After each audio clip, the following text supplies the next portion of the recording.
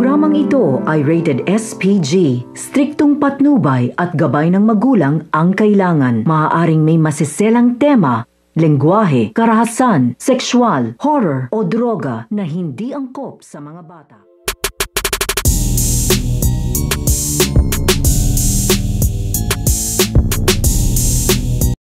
Ang pagsasalpukan nito nga ni Lito at ito nga si Caldo. Dahil ito nga si Lito ay hindi nga siya makakapayag dito na makatakas nga ng tuluyan nito nga daw si Caldo Dalisay. Dahil dito na nga doon natatapusin ang kanilang laban nito nga daw ni Caldo. Kaya naman sa paghabol nito nga ni Lito ay makakarating nga sila dito nga sa isang tulay kung saan nga nila dito tatapusin ang kanilang laban. Dahil magsasalubong na nga dito ang kanilang mga sasakyan at sa pagbangga nga dito ay magkakaroon nga ng matinding pagsabog. At dahil nga sa pagsabog na ito ay kasama nga sa loob ito nga si Caldo Dalisay at ito nga si Lito at tatalsik nga sila dito. Dahil sa sobrang lakas nga ng pagsabog ng kanilang pagbabanggaan ay hindi pa natin dito malalaman kung sino nga ba ang masasawi dito nga kay Caldo Dalisay o ito nga ba si Lito. So pakakaabangan natin dito ang pagsasalpukan ng sasakyan nito nga ni Lito at ito nga si Caldo at kung sino nga ba ang masasawi